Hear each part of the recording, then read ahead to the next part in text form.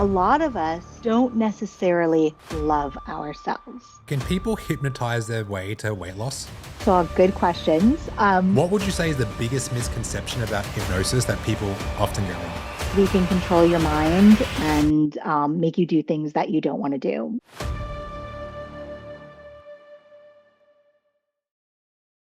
Welcome back to the Newbie Gains podcast. Today, we're thrilled to have Shanon. I've been working with Shanon, a hypnotist from the US, to help me inspire myself to be the best version of me. But she also specializes in helping clients through trauma, self-discovery, and spiritual growth, and has transformed countless lives. Shanon brings a powerful blend of hypnosis, yoga, and energy work to help others find joy, purpose, and peace. Shanon, thank you for joining us. Thanks for having me, Patrick. Nice Yes. to see your face. Nice to see you again too. Guys, I got in contact with Shanon from a mentor of mine.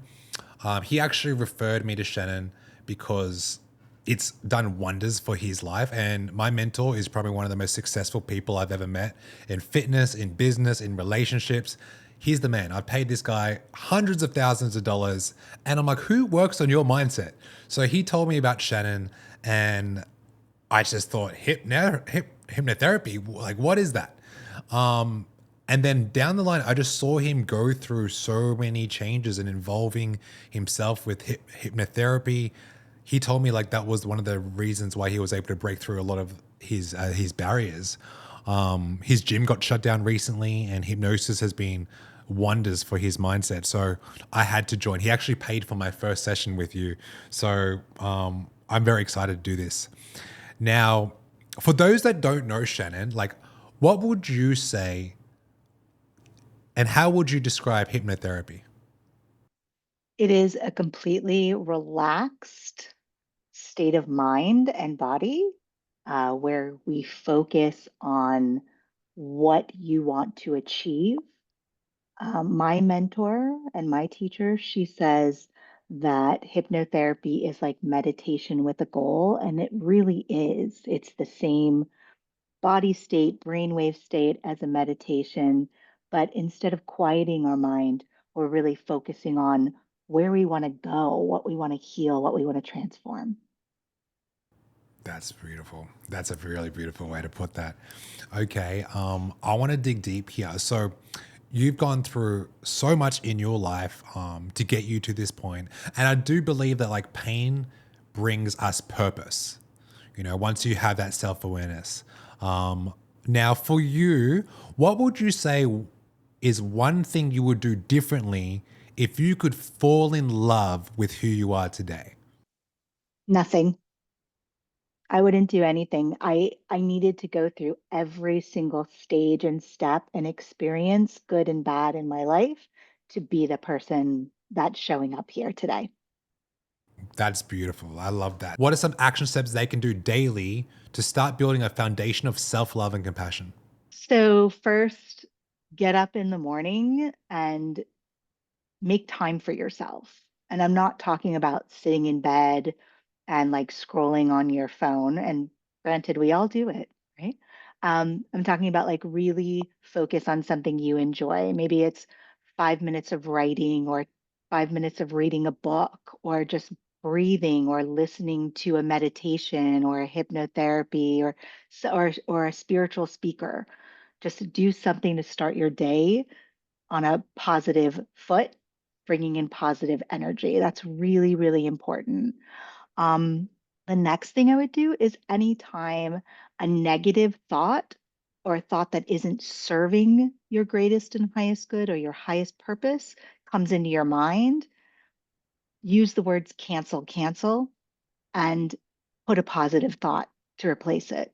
So, unfortunately, so many of us have been programmed to have negative thoughts all day long running. And basically, that just continuously, it's like running the same data or the same program over and over again. And if it's negative, it's not gonna work. So cancel, cancel. And three, know that your purpose is on this planet is to be happy and joyful, and you weren't here to be miserable. And every challenge that rises up in your life is there to show you that you are strong and you can get to the next place. And and I would say four, seek help if you need it, go to a professional, go to somebody who does this work or some kind of work, find the work that resonates with you so that you can, because you deserve to be happy and joyous and free, and you deserve it every day. That's powerful. Cancel, cancel. Okay, this reminds me of when Mel Robbins talked about the 3 second rule. Mhm. When a bad thought, Yeah. like when you're procrastinating, like do something. So can you Yeah. like explain a little bit more about how cancel, cancel works? Because if I Yeah. learned this back in 2020 when COVID shut my gym down and I was depressed, smoking weed, had toxic relationships in my life. I borrowed $40,000 off my little brother. I knew I was going to pay him back because I had a thriving business and now I don't have any income. I was drinking wine every day. I was so depressed and I had these negative spiraling thoughts. I would love to know what cancel was back then. So can you explain what that is? Absolutely. So the way that I look at the brain is our brain is a computer, okay? And we are loading the data into that computer. Um, and the more and more the data is negative, the more the computer just replays that data, right? There's no new information coming in. And so what cancel does is it it's like a block. We're creating a block. And I know people are like, I need to get rid of my blocks, but like we need this block. Cancel. We're creating the block. We're stopping that data from continuing. And now we want to put new data in. So we're creating what they call a new neural pathway in our mind. We're not using the same data, we're adding new data in. And the more new data we add in a positive way, the more our brain is going to start to run on those programs and no longer use the negative ones. Wow, that's powerful stuff. That's power. They don't Yeah. teach you that in high school education. Okay, so um, now They if you definitely didn't have it in mind. yeah, no, never. Like living in a Chinese household, like literally the most least spiritual house like growing up. Everything was like, hey, studies, grades, income. Like I didn't learn any of this until like my mid 20s. But if I had a cent of that in my house, and that's something that we work through, I know I'd be in a very different position. But like you said at the start of the podcast, you wouldn't change everything. So you wouldn't Yeah. change anything. So You have to go through that so you understand, right? Yeah. So you know that you have a choice to change that mindset. You have a choice to change your life. You don't have to do what you were programmed to do as a child. You can do it differently. okay, so if you could release one painful memory from your past, how would your life be different today? I wouldn't release a painful memory from my sorry. I'm asking because I know a lot of people would. Yeah, and the thing is that there was a time in my life where I did, where I was a victim, where everything was happening to me, where I had no control over my life. And the truth is I did have control. I just wasn't aware of it. And I wasn't aware that I could do things to make my life positive and joyous and less painful, right? Like now I don't really have that much pain in my life. So I needed to go through every single experience. I mean, ones that were, I literally thought I was going to die from were the best teachers and things that I now look back at and go, wow, I'm so grateful I had that experience. I would not be who I am today without it. And yesterday I was actually talking to a client about one of those experiences, which just hit my bottom. And I told her my story. And I, in my mind, the back of my mind, I was like, wow, I can't believe that was so long ago. And I'm so grateful for that happening. Tony Robbins game. I remember him telling me pain plus reflection equals progress. But people that have pain without the reflection, they're kind of stuck and they just want to get rid of it. I remember like even the lowest parts of our lives, my life, rock bottom. I'm like, I want to get rid of rock bottom so bad.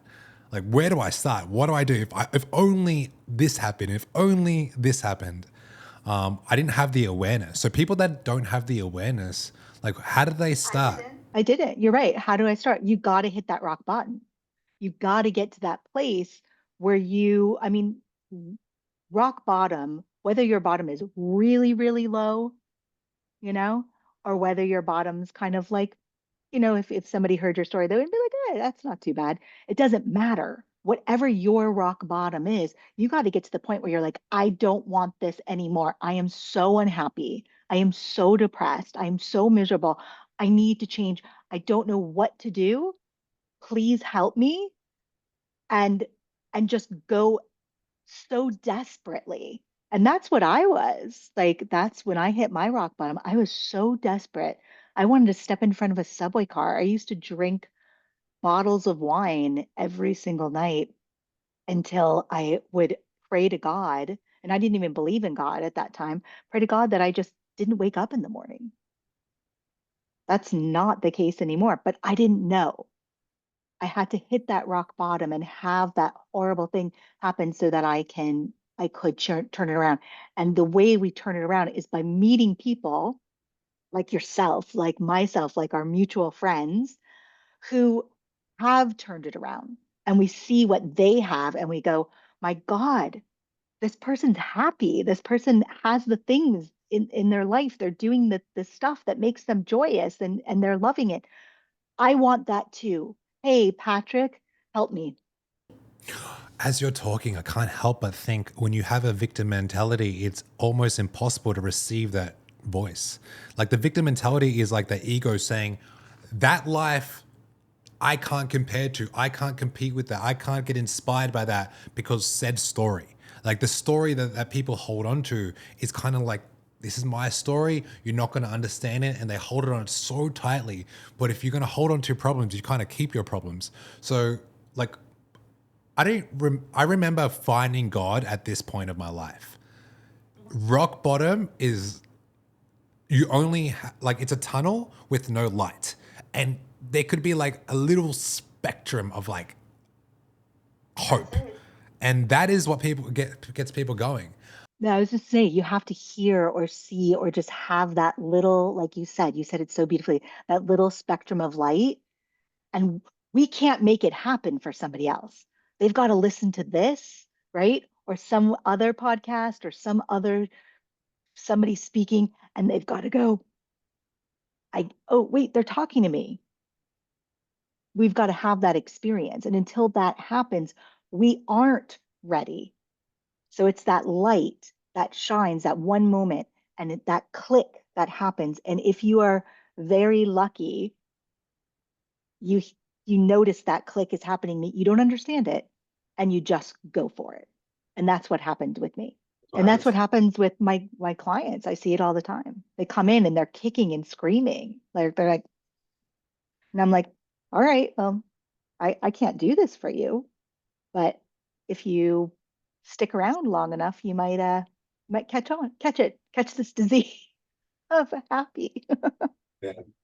You know, I remember spending most of my 20s finding personal development and thought if I learn personal development, it's like I'm on a pedestal in a way. Like which is the kind of like it's kind of like a disease at some point.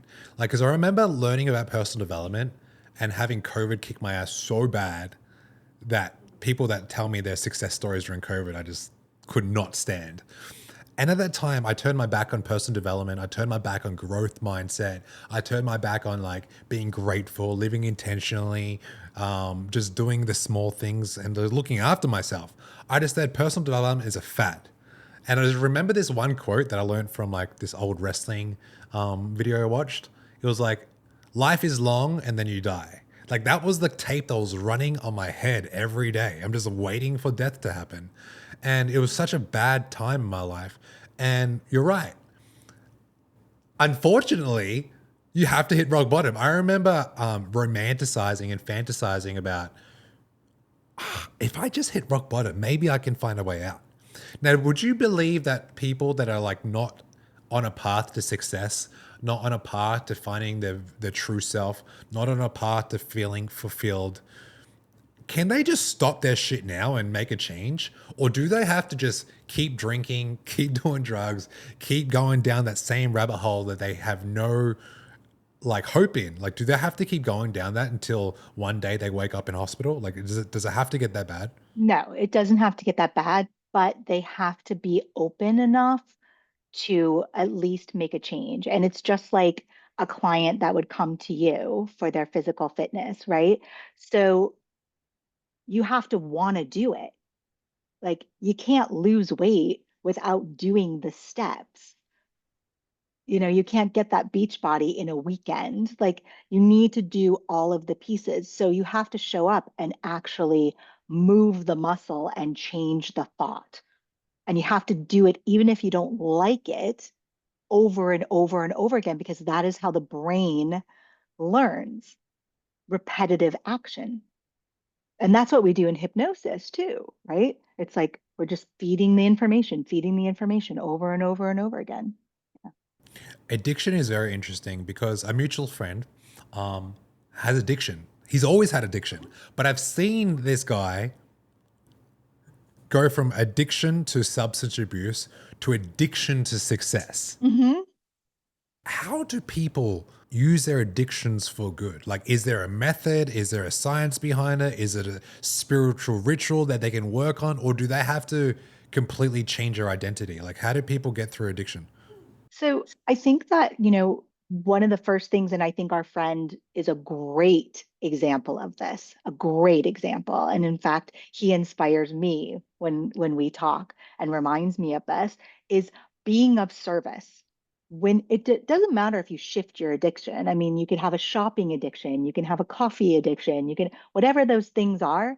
But when you start being of service to other people in your life, whether it's actually to make money and you're doing it from the heart and you're receiving, or you're just showing up and volunteering, or whatever that thing is, when you are of service to other people, you get out of your own mind and you're focused on something else. And our friend, one of the things that he always says to me is, I want to be a powerful leader. I am a powerful leader. I am this. I am this. I am of service to everyone that I meet. And so I really believe like we as individuals, we kind of leave an imprint, right? We leave our little thumbprint on every single person that we meet during the day over the course of our lives. Some people stay, some people leave, right? But we leave that imprint. Let's be of service when we say hello and let's shine our energy. And I know it sounds like very let's shine our energy and our positivity towards every single person that we meet and leave that positive imprint, because we are being of service. My life is to be of service.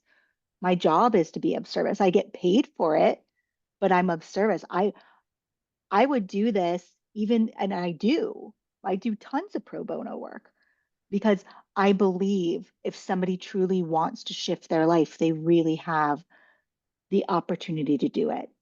And so being of service is how we break that cycle and show up.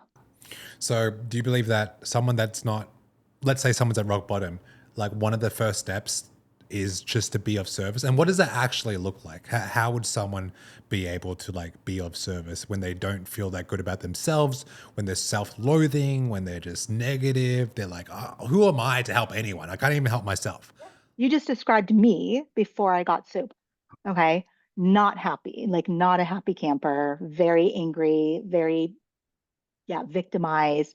Um, and when I showed up to my first 12 step meeting and heard the information that, I said, this is where I'm supposed to be. I had no idea what was going to go on, and literally was told to just sit, listen, and pour the coffee for people. And that's where my service started. They said, okay, we need you to show up every single day at this time and make the coffee. And I was like, okay. Like, and I did, and I showed up every single time and I made the coffee. And for many years, I eventually hosted and was like the leader of 12-step program groups and and took on all of these service positions of helping people, and that was my environment. So whether it's you love yoga and you know you can go to a yoga studio and you can do work there and be of service by cleaning, and they give you yoga classes or whatever that thing is, be of service, volunteer somewhere. People are in need, they're help. People are sad on this planet, they're stressed out. So it looks different for everybody. That's so practical. I could go to a coffee store, have the same coffee, same beans, same cost, same flavor, same freaking brand, and have a totally different experience based on the way that got served. I know some places that I go to regularly, and the way they make me feel, I feel like they've literally just not served me coffee, but they served me happiness. Like every morning that you go to a cafe, someone's smiling, they know your name, how are you? I want to come back to that every morning, okay? But then you go to a different place and the person shows up to like, I'm just clocking in to get a paycheck. I'm just like, whatever. I'm not even going to look you in the eye. Not even acknowledge that you're here. I mean, you have totally different experiences. It's the same thing, but it's the way you show up. My partner taught me that years ago. We would go out to eat and he would be like, food is just not good. And I'm like, what do you mean the food's not good? And he's like, yeah, it's like mediocre. He's like, it's not made with love. He's like, I walked by the kitchen and I saw what was going on and everybody looked unhappy. He's like, we need to just pay the bill and leave. And so, like, yeah, like he won't eat places if he feels that it's not being done in a loving way. And there's these five Buddhist principles that talk about what we ingest in our lives. And so think about it, like if we're accepting something that's not made with love, whether it's that coffee or whatever, advice, um, it's not going to land. It's not going to help our energy. When it comes to addiction, because you've had your own experience with addiction, I've had my own experience with addiction. Someone listening to this will definitely have their own experience with addiction. Doesn't even have to be substance abuse. But for those that are dealing with substance abuse, do you think addiction is more about the substance or an unmet need? An unmet need, because the substance can be anything, right? You can be addicted to fitness, you can be addicted to, coffee, whatever it is, but it's what I was told, and it resonated, and this is why I repeat it, is that we have this hole and it feels like it needs to be filled. Now, in a 12-step program, they call it a God size hole. Because usually, if you're addicted to something, you're not really having a spiritual experience or a connection with something bigger than yourself. So it is that hole that needs to be met. And there's a lot of ways, right? We do it, we go in there to numb, we don't want to think about it. It's fun at first. And like you said, it just it becomes this depressant. It becomes our lives become unmanageable, as they say. And so yeah, that I think that there's this hole. And whether people are addicted or not, when they have that hole, they're not happy and they need to fill it. For those that are struggling with unhealthy habits and an unmet need, like what's one step they can take towards today to move towards freedom from dependency? Oh, that's such a good question. I mean, I think that just listening to what we're saying, and if it resonates with them, reach out. Reach out to you, reach out to me, reach out to somebody in a community around you, whether it's a yoga studio or a 12-step program or a place that maybe it's your church or your mosque or your synagogue or whatever it is. Reach out and say, I'm feeling this way and I need help. Because guess what? You're not alone in the world. When you're struggling with addiction, you do feel like you're alone in the world, right? I did. Even though I was surrounded by people, I felt so alone and that nobody could ever feel what I was feeling. It was so heavy. But that wasn't the case. There were millions of other people who felt just as horrible as I did, but they found the space to receive the support and care that they need. And it was unconditional. Okay, and back to like hypnosis. Very interesting experience. My first time doing it with you. It was fun. Like people ask me, "How's hypnotherapy?" I get asked by masculine, successful men, "What's this hypnosis thing that you're doing?" It's funny because I wasn't expecting the type of guys to reach out to me that did once they found out I was working with you to ask me about it. I'm like, I just started laughing because I kind of know why they're reaching out because like I wouldn't say I'll put on a mask or a facade, but there's a cape I put on. It's my hero cape. But when I take that off, I also want to be okay with taking that hero cape off. So the reason why I work with you is because I want to continue being, we call it Ninja Pat. And I also want to just be just Pat. I want to be both at the highest version of me. And I don't want to escape for the other. I want to have this beautiful blend. So when I do hypnosis with you, I fucking love it because it helps me explore. It helps me go into flow. It helps me get into dream state. I feel like a child playing in an adult life. It's like a simulation. It's like a fucking game. It is the coolest thing to do. It helps me like set up the week. It's almost like if I don't have hypnotherapy to start off the week, I go into the week like a robot. It's like, I just got to get these goals and tasks done and be a good loving boyfriend. But when I do hypnosis with you, I'm like, what character do I want to play today? It's like my own reality TV show that I get to just like play. So, what is happening to my brain when you are hypnotizing me? And what the fuck's going on? Okay, so first of all, I have no control over your brain. And I want people to really understand like hypnosis is a natural state. It's just like we said before, it's like meditation, the theta brainwave state. So when we're in the theta brainwave state, and we all go through it multiple times a day, going in and out of sleep, when we're daydreaming, when we're in the shower, when we take a long car trip, when we're just chilling, like that's all theta brainwave state. So that's all stages or ways to go into hypnosis. So our subconscious mind and our creative mind are really, really open. And you love to play. Like that is very apparent in your sessions. Like we go to Ninja Island and we play and you just, it's very, very full of wonderment when you're doing your work. And so you're just tapping into like that beautiful creative play within you in a space and an environment that you feel safe tapping into it. And what'll happen is eventually you're just going to start living more in that space. That's going to be like your reality is it's just going to be a daily piece for you. Yeah, it definitely is. It's freaking cool. So, what would you say is the biggest misconception about hypnosis that people often get wrong?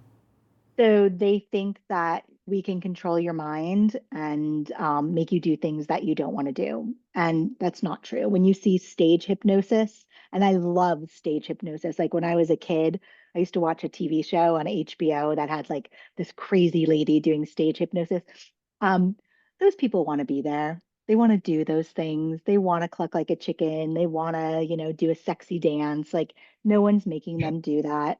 Um, it's just not the truth. So just know that it's just a chill, relaxed state, and it's what you make of it.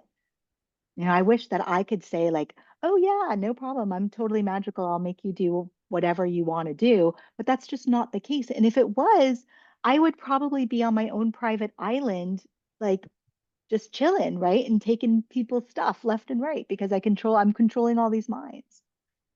That's very interesting. Okay. So can people hypnotize their way to weight loss? They can.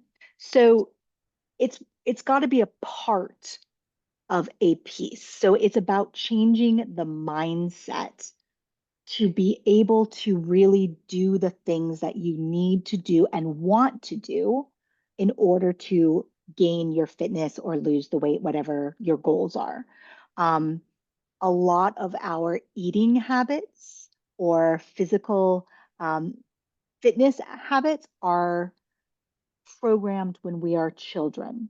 So if you did not like gym class, or you didn't, or you got bullied in school and you came home and mom made you a plate of cookies or grandma made you bread or whatever that is, and you fed to make yourself feel better, oftentimes that is your story in adult, whether you realize it or not. And so we need to work on the root cause of why you are blocked from getting your goals achieved.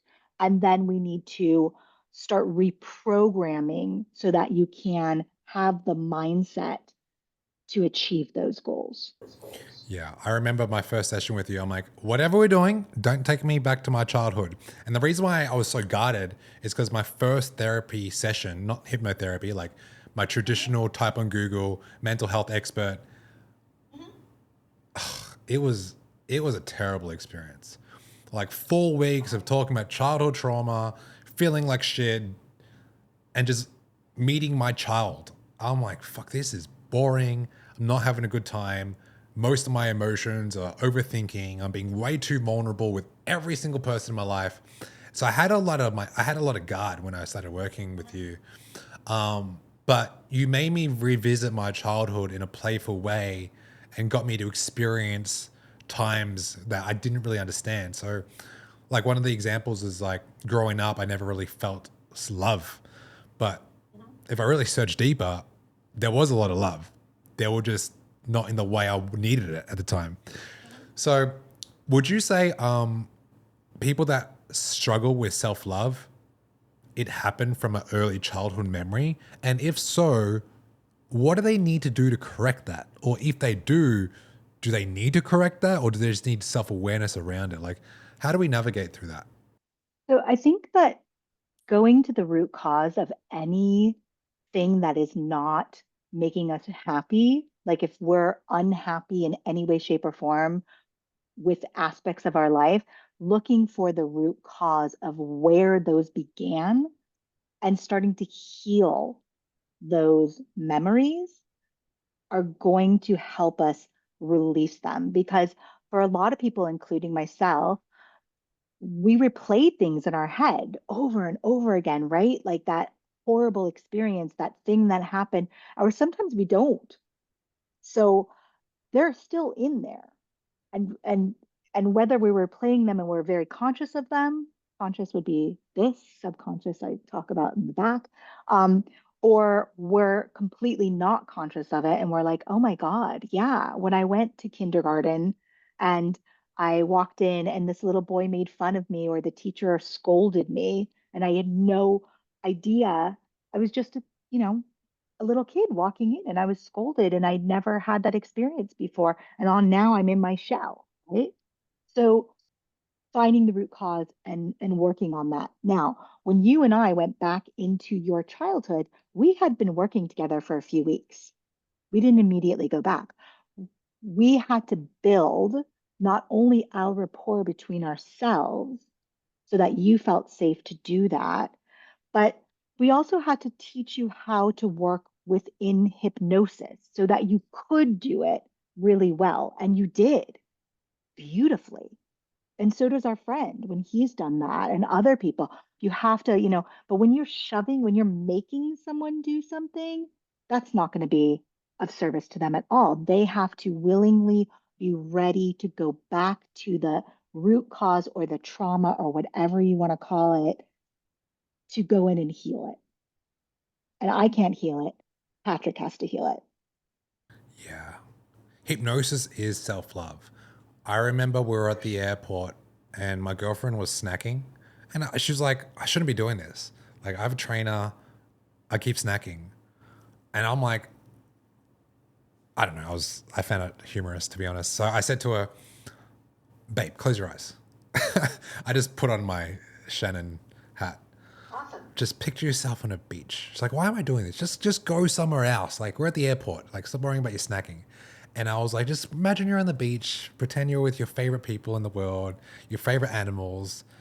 And I just see her body just like get into this state. I'm like, this is cool. And I'm just eating. I'm having fun. All right. And she's like, okay. And I'm like, just picture like a light. whatever light color you want it to be. Do you have it? And I'm talking to her. There's like this voice, like because you were, Yeah, your hypno voice. Yeah. yeah, there's a hypno voice, right? It's a very soulful, nice, relaxing voice. I'm like, okay, so what do you see? Who are you with? What snacks do you have around? What healthy food do you have around? Are you gonna like if the healthy food is there? Picture yourself like going to the healthy food and looking at it and just saying to yourself that this tastes so good and it nourishes me and it makes me feel good, and it's such a it just vitalizes me. It makes my skin better, and just do it in a way where it's like a form of self-love. Like, do you feel that? Like, I was having fun. I was being playful. This woman she starts crying. Like she doesn't cry. My girlfriend does not cry. So her tears going down her face. I'm like, huh. I was I was I was like, what's going on here? And I don't know. Like afterwards, she just stopped snacking. Not for like ever, but like on that day, she's like, I'm not interested in food anymore. It's like what's happening to her subconscious brain? Like what's happening there? So something that you were saying led her to a place within herself, and it possibly could have been the word self-love. I wasn't there, so I don't really know, but just listening to what you just said, taking a guess. But like a lot of us don't necessarily love ourselves, right? Because we are taught that people who love themselves are narcissistic and they're evil and they're full of it and they're this and they're that, right? Like that's the idea of like somebody who loves themselves. But the truth is that we all have little kids that live inside of us.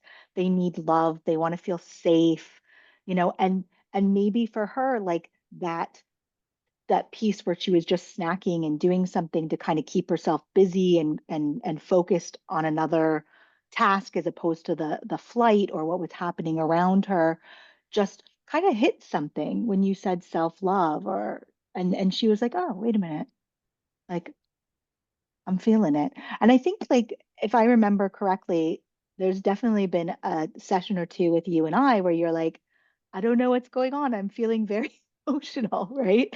Um, and like it just comes up. It comes up when somebody gives you the space to feel safe and just let whatever it needs to come out without judgment. And you were doing that for her in the middle of a busy airport. Yeah, yeah, busy airport. Exactly right. I learned a new term, and for those that don't know, what is love with detachment? Or is it detachment with love? What is detachment with love? Detachment with love. So, detachment with love. Oh, there's my kitty cat. Detachment with love is being able to let go of something, whether it's a person, a place, or thing, a situation, without resentment and anger. To do it in a way, it doesn't mean that you have to be like, oh, person that broke my heart, thank you, I love you, like that. But it can be like, hey, listen, I'm in pain, but I wish the best for you. I wish the best for you. I'm detaching from this situation because it's not serving me, and I'm letting you do your thing. I can't control you. I can't control what's happening, but I can control myself. And it takes a while. You can't just jump into detaching with love. I mean, I don't, I think that especially if we're carrying around anger and resentment against someone or some situation, and we don't have any other tools to soothe and heal those, trying to detach with love is very difficult. Um, but I remember the first time I said it to you, you were like, I don't get it. That doesn't mean it, that doesn't resonate with me. And I said, write it down and stick it on your refrigerator and pass it every day. And eventually it will. And eventually it did, right? Yeah, well, I had someone at my workplace literally hand in a notice out of nowhere, and I was pissed. I was angry. I was frustrated. I've been training you, and then I had to learn this new term because I kept thinking about me, as opposed to like hey, this individual has a life. There's something going on, and she's a great human being. So it's not my problem, and she's working through something. So love her for what it is. Understand that there's something going on, and prioritize the relationship, not the work. And when you do that, magical things can happen. And I had an opportunity to learn about love without detachment, or detachment with love. And it's something I never got taught. You know, Chinese household, like love is not something that goes around. Like it's just for me, like it just wasn't it. Like so that was something that was blocking me to build a relationship that is what it is now. It was blocking me from expanding my relationships and the depth of them. So it's such a powerful tool. Now, I remember like old school hypnosis, like hypnotherapy that we would see on TV. People would be like, you know, getting hypnotized on TV, right? Like even Jerry Springer type of stuff. And they would say things to him like, oh, just like you said at the start of the podcast, like become a chicken or whatever. Like, what's happening there? Is it because they want to do that? You mentioned like a few times they have to want to be hypnotized to do it, right? And are they getting hypnotized by the person or hypnotized by the thought of doing something like that? First of all, good questions. And I do want to just circle back really quickly, if it's okay with you, about detachment with love. Just realize that we are all the stars of our own reality show, and everybody else are parts. They play parts, right? And so if we can remember, just like you said beautifully, like this is my reality show, Patrick's in it. Patrick's his own person and he has his own reality show and his own stuff is going on. I can detach from whatever I need to with you in a loving way and say, Patrick's just taking care of himself. He's really an awesome person, right? So, like, just keep that in mind as a tool. Okay, so Jerry Springer hypnosis. Yeah, those people want to do those things. What they do is they try to find people that are very susceptible to being hypnotized and taking suggestions. So, when you see a stage show or TV, these people really want to be there. They've weeded everybody out who's not going to behave the way that they want them to. And they've basically got like the real people who really want to do whatever it is to be on TV or be on that stage. So it's not random. Um, and they're probably relaxed. And I mean, and honestly, if I think if you go to a stage show, they might have a drink or two in them as well. Maybe not on Jerry Springer, but who knows? Like, I think who knows what people do, but yeah, they want to be there. They want to be there. That's not how hypnosis works at all. And for you, like getting to know your past. So like, what was your first introduction to hypnosis, and how did it change your life? Yeah. So when I was a kid, like I said, I used to watch this TV show. It came on at like midnight. It was called The Hypnotist, and it was done in Hollywood. And it was this like big lady, and she was like crazy, and she looked really cool, and she would like get all these people up on stage. And it was a comedy show. And I just was like, oh, this is wild. And so hypnotherapy or hypnosis has always been in the back of my mind, but I never experienced it.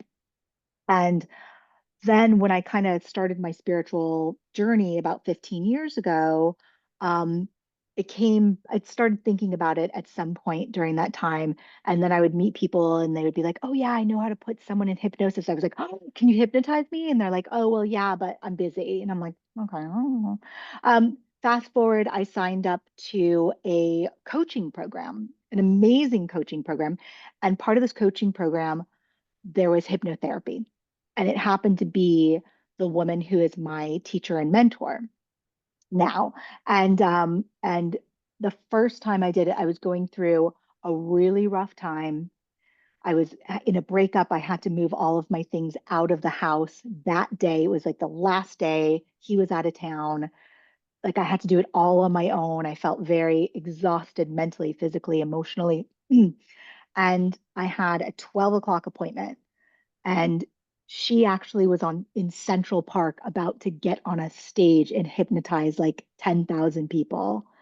And I was laying on the floor in my old house, put on some headphones, did a literally 15, 20-minute hypnosis with her, jumped up, was like, holy smokes, what was that?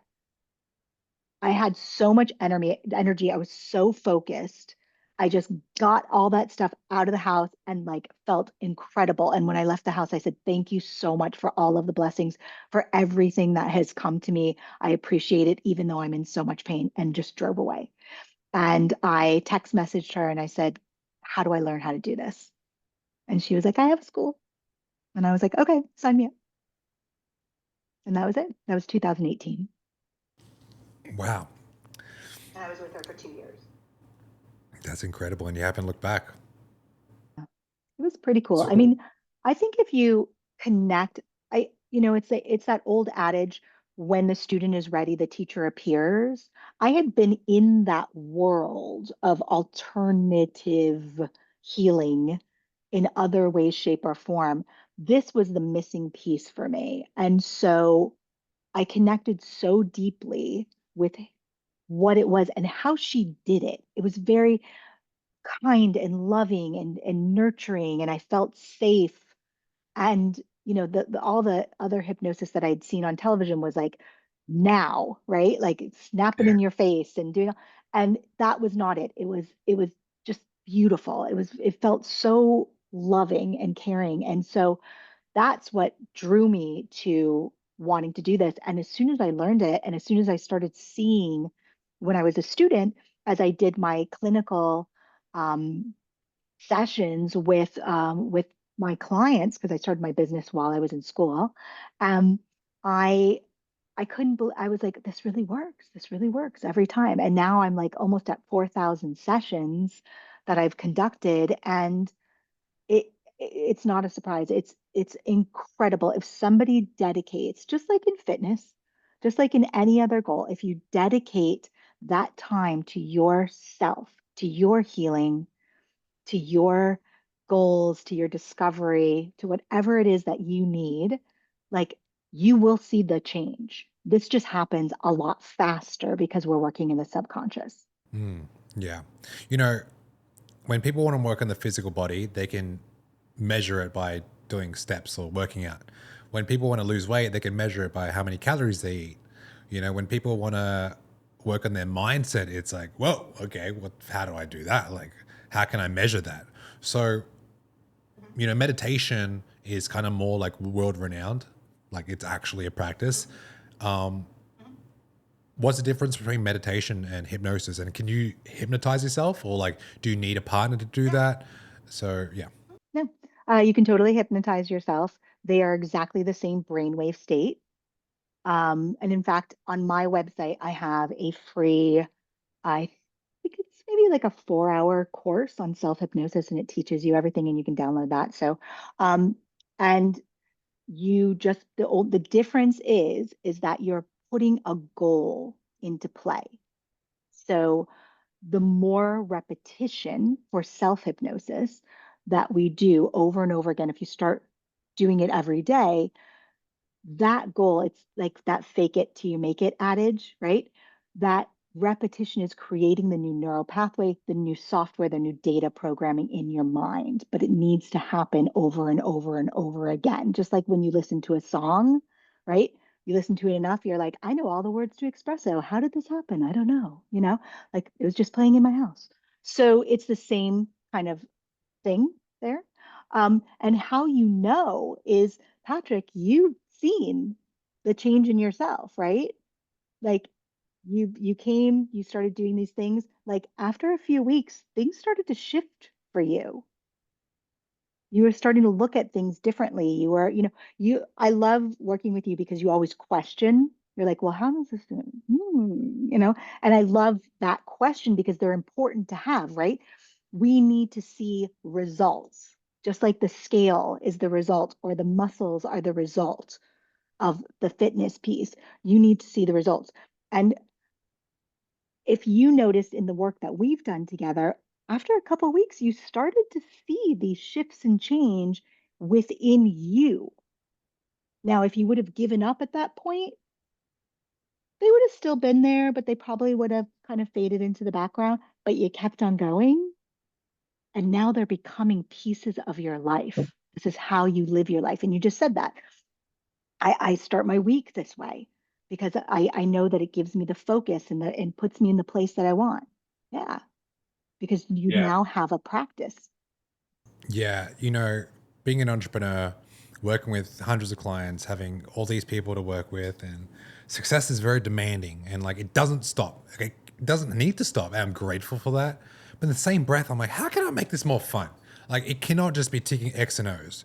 So it's like playing a character. I've been dreaming a lot more now.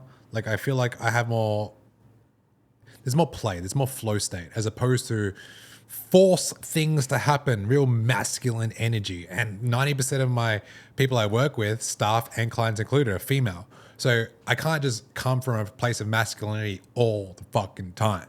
Like it just doesn't work. People don't resonate with that energy. Like it can get things going, but people want security. People want to feel connected. People want to just feel seen and appreciated. So for me, living in a masculine household my whole life, like three brothers, dad really didn't show us much, but like, hey, I put food on the table, looked after you, look after your mum. Mum didn't really like show us self-compassion or love because she didn't really have it either. She came to Australia by boat during the Vietnam War in the 80s, and she lived a very hard, difficult life, and she didn't really show us the soft side of her because she didn't have an opportunity to. She had to like look after us when my dad passed. So like working through this with you, I just feel like I've put another 10 years of my life because I'm like relearning things that I wasn't taught when I was younger. To me, that's my spiritual journey. And anyone that's listening to this, I would just encourage you to open up and expand what else you could learn out there. And it's a spiritual teaching that I didn't think was real. I mean, my first awareness to spiritual teaching was going to Bali, going to yoga practices, going into like these meetings with guys in a circle talking about their vulnerabilities. I just, for me, I didn't resonate because it wasn't fun. It wasn't fun because everyone was just loathing on their problems. And it got me more down and depressed than honest. But like when I'm doing hypnosis with you, I'm allowed to create the life I want. That to me is magical.